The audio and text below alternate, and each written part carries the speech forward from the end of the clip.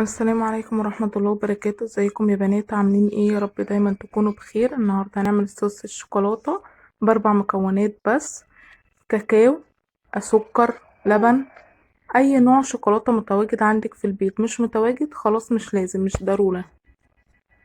هنا هنجيب الطاسة على النار، هنحط كوباية سكر، 3 معالق كاكاو كبار، هندمجهم مع بعض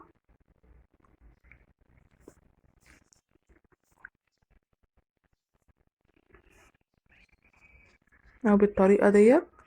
هنحط نص كوباية لبن او كوباية الا ربع لبن،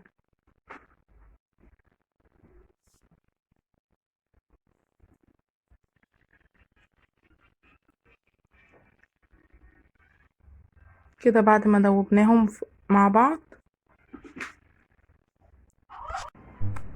او كده يا بنات، او بدأ يغلي. اول ما يغلي خالص هنوطي البوتاجاز او هنرفعه من على البوتاجاز.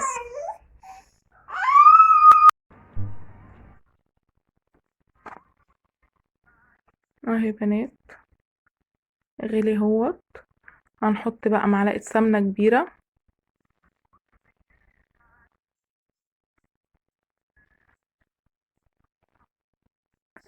لازم وهو الصوص سخن عشان يدوب فيه.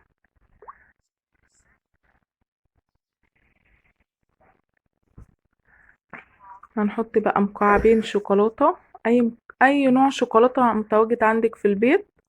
مش متواجد خلاص مش لازم. تقلبيه كويس عشان الشوكولاتة تدوب فيه. هنا بعد ما الشوكولاتة دابت اهو يا بنات، والطعم طبعا حكاية، مش قادرة اقولكوا على طعمها. هنا حطيناها في قلب العلبة ديت. عندك علبة برطمان اي حاجة تحطي فيها الصوص الشوكولاتة.